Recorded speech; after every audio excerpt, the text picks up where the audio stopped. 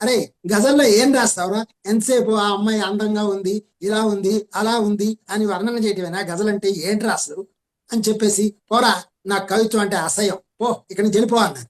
అంటే వెంటనే నేను మొహం మార్చేసుకొని, ఏంటి ఇప్పుడే క్లాప్స్ కొట్టిస్తారు, ఇప్పుడే అసహ్యం పొమ్మంటారు, ఏంటిది అసలు అని చెప్పేసి అనుకొని, నేను ఇంకా అప్పటికి భోజనం కూడా చేయలే. మధ్యాహ్నం 2 అవుతోంది. బయటకు వచ్చి చెప్పులు వేసుకొని నా 2 వీలర్ స్టార్ట్ చేసుకొని ఒక్క అర కిలోమీటర్ వచ్చానో లేదో తక్కువని ఒక్క మెరుపులాగా మెరిసింది సార్ యొక్క థాట్. సారు అందరినీ కొడతారు కొడతారు అంటే నన్ను చాలా మర్యాదగా కొట్టారు, చాలా అద్భుతంగా కొట్టారు. చేత్తో ఎప్పుడు నన్ను కొట్టలేదు, మాటతో ఎప్పుడు నన్ను కొట్టలేదు, తిట్టలేదు. థాట్ తోటి కొట్టేవారు నన్ను. ఆలోచించుకోపో నువ్వంటే ఏంటో.